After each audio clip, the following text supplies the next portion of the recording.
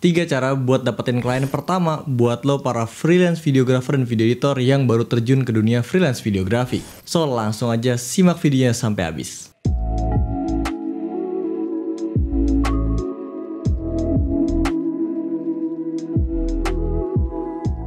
Balik lagi bareng gue Yuda di channel alfavox.id. So, di konten kali ini gue akan ngebahas tentang 3 cara nih ya. Ada beberapa cara, sebenarnya ada banyak caranya, cuman gue akan ngebahas 3 dulu nih buat teman-teman semua di sini. Gimana sih caranya ketika bang gue punya skill videografi nih, gue minat sama dunia pervideoan dan gue suka bikin video dan gue ngerasa passion gue di situ. Terus gimana kira-kira caranya biar gue bisa dapetin klien? So, buat yang baru datang, channel ini ngebahas seputar freelance videografi, entah tentang cara bisnisnya atau tips and trick editing atau bahkan juga tentang content creation, yang dimana fokusnya ke konten video. So, buat lo yang baru pertama kali datang ke channel ini, langsung aja klik tombol subscribe dan nyalain lonceng notifikasinya biar lo nggak ketinggalan info-info atau konten-konten berikutnya yang bakal gue bikin. Sebelum masuk ke 3 cara untuk dapetin klien pertama lo, gue mau kasih tahu dulu bahwa ada satu part penting yang harus lo siapin sebelum lo melakukan cara-cara ini. Apa itu yang mesti dipersiapin? Udah pasti satu-satunya senjata perang lo ketika buat ketemu klien yaitu portofolio.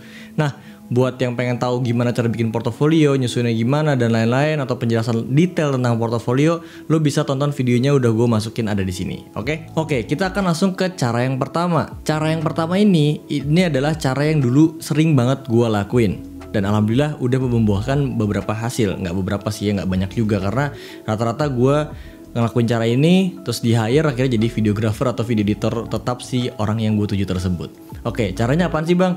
Caranya itu yaitu gimana caranya gue dapetin attention dari influencer.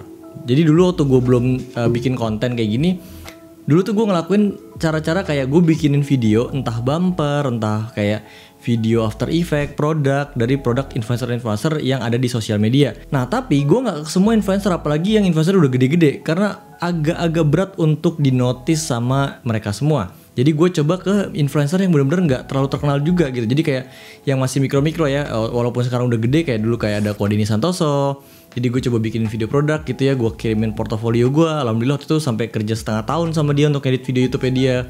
Terus yang kedua juga ada Bang Ogut, gue editin video konten Instagramnya sampai akhirnya gue jadi partneran sekarang sama dia. Jadi yang gue lakuin adalah gue coba dapetin attention mereka. Karena kalau gue cuman taruh ya posting Instagram gue portofolio doang, terus tanpa ada yang lihat, dan nggak dari semua bisa, mereka tuh research gitu loh, nggak dari semua mereka kalau butuh video editor tuh nyari-nyari gitu. Jadi selain lu siapin Instagram lu yang rapi, lu juga kalau bisa jemput bola. Jadi nggak cuma nungguin klien datang sama lu doang, tapi lu juga harus bisa jemput bola. Ya, nebar jala itu ibaratnya kayak hoki-hokian. Kadang ada yang udah ngelamar sana sini, sama kayak ngelamar kerja guys. Jadi kayak tebar portofolio sana sini, terus bikin video, ya nothing tulus aja. Nanti kalau misalkan ada salah satu dari mereka yang emang sesuai style sama lu bisa aja dipanggil. Entah lo di hire per project, ataupun bahkan lu bisa dapet job yang bener-bener job bulanan dari mereka semua. Kenapa sih gue ngelakuin cara ini gitu ya? Karena gue pribadi gini, namanya skill videografi itu harus terus diasah guys. Karena kalau nggak diasah, lu pernah ngerasain nggak sih kayak dulu tuh jago bikin video tapi lu coba nggak bikin video udah lama, akhirnya pas begitu nyoba bikin video lagi tuh jadi kayak bingung. Bahkan ngedit yang biasanya ngedit gampang terus jadi bingung, mau bikin sequence aja bingung. Itu karena emang namanya hard skill gini ya, bisa dipelajari tapi juga harus terus diasah guys. Nah, gue sih mikirnya dulu karena gue belum ada tanggungan, dulu ya belum punya anak, belum punya istri, ya udah gue sambil ngasah skill gue, sambil update ya videografi sekarang yang keren kayak gimana, ya gue coba praktekin dan gue coba buatin video kayak free aja gitu, free untuk si influencer tersebut, yang dimana gue bisa dinotis sama mereka dan bisa memperbesar peluang gue untuk dapetin mereka as a klien gue. So, gue harap lu juga bisa sadar bahwa emang sih gue akuin bahwa jadi freelance itu nggak segitu easy-nya. Jadi emang harus kayak ada effortnya juga ya. Gue yakin nggak cuma di freelance profesi kayak gini ya, di semua profesi pun pasti ada namanya berat-beratnya gitu. Jadi buat gue, pesan buat lu semua, jadi jangan sampai kayak lu capek terus kayak udahlah kayaknya nggak yakin gitu ya. Gue mau ingetin juga sama lu bahwa apapun yang udah lu usahain gitu ya, kalau lu emang bener-bener serius dan lu bener-bener konsisten di dunia yang emang lu suka, gue yakin akan membuahkan hasil di kemudian hari kayak gitu. Bahkan gue sampai detik ini pun ya udah alhamdulillah selain dari sosmed gue juga dapat penghasilan dari proyekan. Nah itu cara yang pertama. Jadi coba buatin video ya, gue rangkum cara pertama, coba buat video dari influencer mungkin yang lu suka gitu ya, entah yang masih mikro aja, nanti lu coba buatin, siapa tahu ntar lu bisa di hire atau mungkin dikasih proyekan sama dia untuk bikinin video endorsannya atau video konten-kontennya mereka. Nah yang kedua, ini cara yang mungkin orang udah banyak yang tahu, yaitu dengan cara lu masuk ke platform yang dimana platform tersebut itu bisa mempertemukan antara penyedia jasa sama orang yang membutuhkan jasa tersebut, baik desain, editing video, videografi, dan lain-lainnya.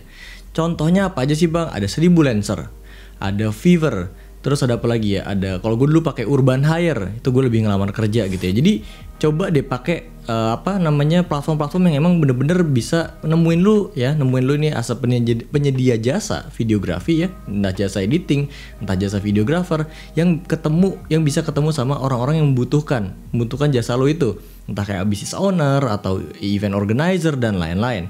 Bahkan gue denger ya kemarin ketika gue diundang podcast sama Bang Dery dari Kasih Solusi itu lagi mau bikin platform semacam kayak marketplace gitu guys kalau nggak salah ya. Untuk lebih jelas nanti bakal diumumin sama si Kasih Solusi sama Bang Dery. Dan si platform ini menurut gue menarik juga guys. Jadi buat lo semua yang nonton video ini siapin deh portofolio, siapin bekal-bekal lo sebelum nanti si platformnya launching gitu ya. Kenapa? Karena ini seru banget. Ibaratnya gini, lu kayak datang ke marketplace nih, buat yang misalkan gue klien nih, gue datang ke marketplace dan biasanya kan lu lihat foto produk ya. Foto produk gitu ya, dan itu portofolio lo. Ini portofolio lo, dan sisanya ntar ada deskripsi, keterangan, bahkan sampai harga lo udah di sana. Jadi menurut gue tuh enak banget sih. Jadi lu semua siap-siap deh. Selain nanti, pokoknya buat yang mau nyari klien pertama ya nggak usah tutup kemungkinan. Pokoknya platform apapun itu yang berkemungkinan besar untuk ngasilin lu klien itu harus lu sikat. Nah yang ketiga nih, ini yang paling menarik menurut gue. Sepengalaman gue selama gue nge-freelance, yaitu community bener-bener powerful banget untuk jasa videografi ataupun fotografi ataupun mungkin desain dan lain-lain ya. Yang punya jasa ya, yang punya service bisnisnya itu bener-bener perlu banget masuk ke namanya komunitas.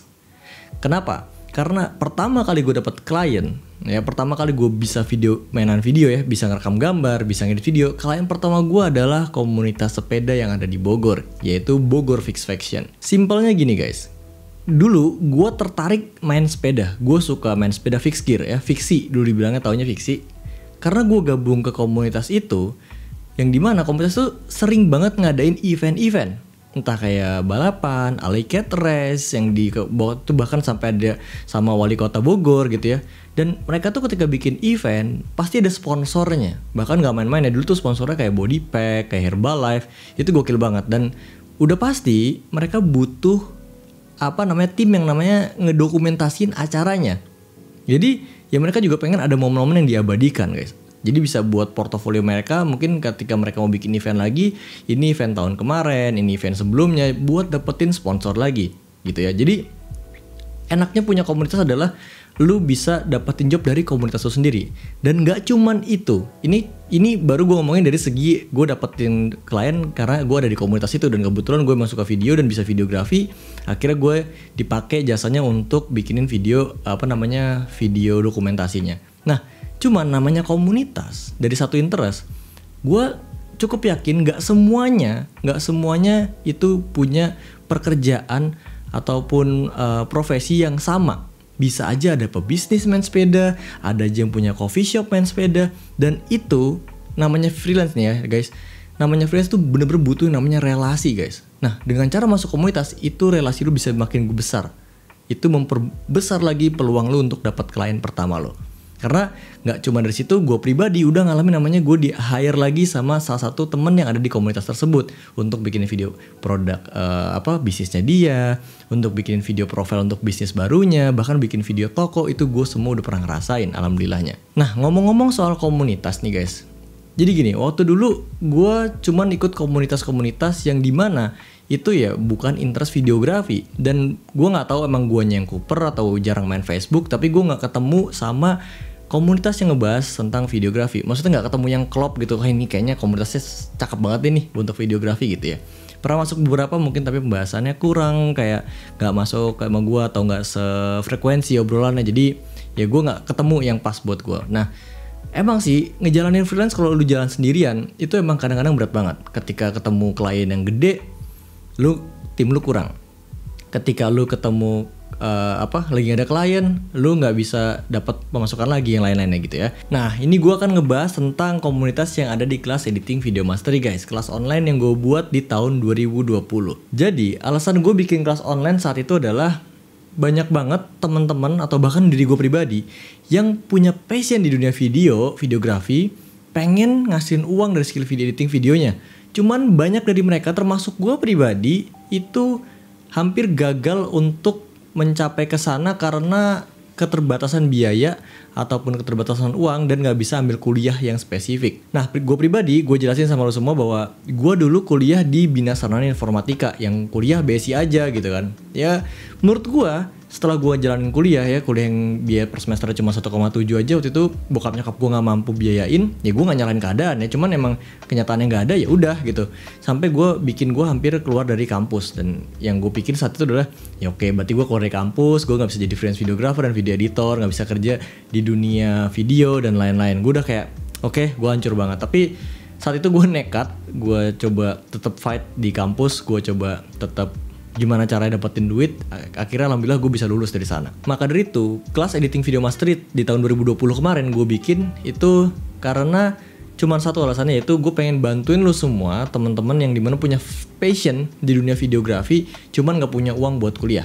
Ya kalau lu punya uang ya monggo kuliah, bagus banget. Malahan gue kalau saat itu punya uang ya gue pengen kuliah yang tinggi aja sekalian gitu. Cuman kan ya di luar sana banyak yang pengen terjun ke sini cuman gak punya biaya untuk kuliah kayak gitu guys. Oke, kita balik lagi ke community. Nah, jadi setelah bikin kelas kayak gitu, gue coba bikinin komunitasnya. Jadi orang-orang yang udah daftar ke kelasnya, gue coba bikinin komunitasnya. Nah, nih komunitas ini untuk tujuannya tadinya untuk diskusi sama soal materi. Karena gue bilang, gue bener-bener kayak emang cuman niat utamanya adalah gue pengen bantuin tadi ya. Dan bantuin teman-teman yang punya passion di sini dan pengen bisa ngasihin uang.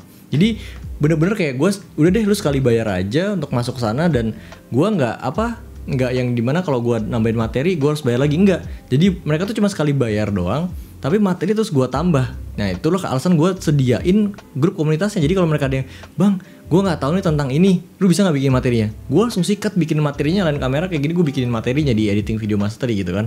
Nah tujuannya itu tadinya komunitasnya, tapi ternyata sekarang malah jadi tempat buat mereka ya yang sesama interest di videografi jadi lempar-lemparan job. Dan ini udah kejadian, sejujurnya udah gue planning untuk hal ini. Cuman gak sekarang, nanti dulu gitu ya.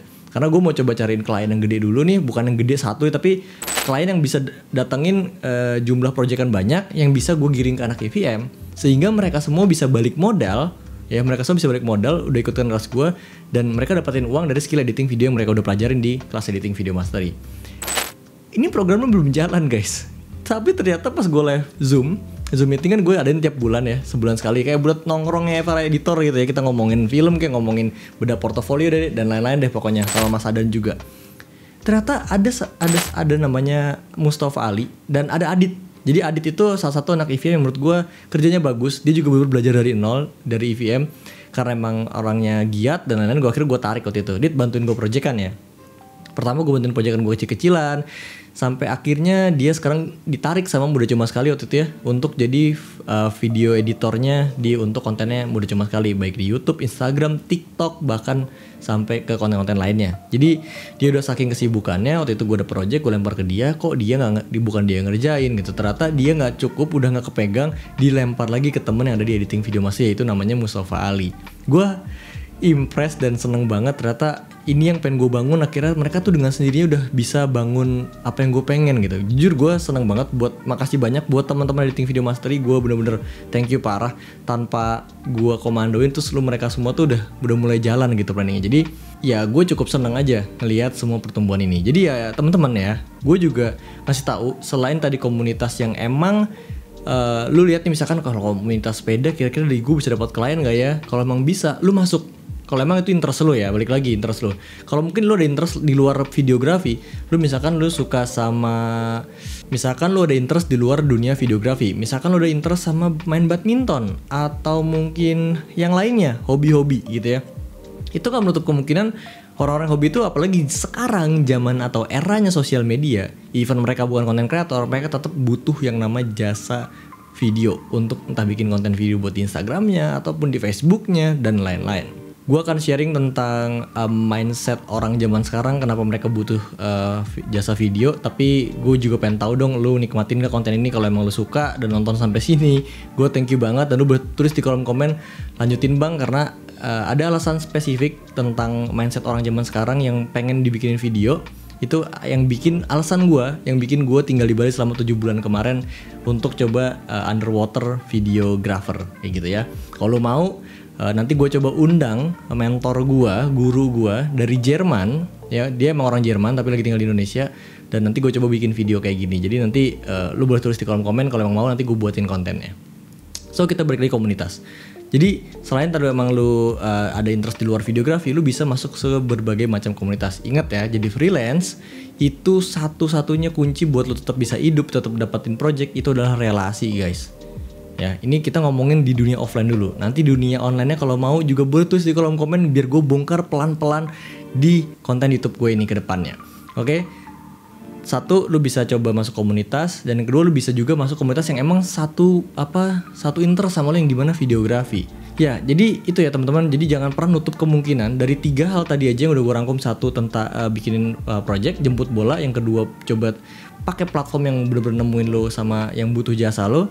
Yang ketiga tadi komunitas, ya gitu ya. So mungkin sampai situ aja dulu konten hari ini, dan gue makasih banyak buat lo yang udah nonton sampai sini atau yang baru subscribe dan lain-lain. Gue cukup seneng banget.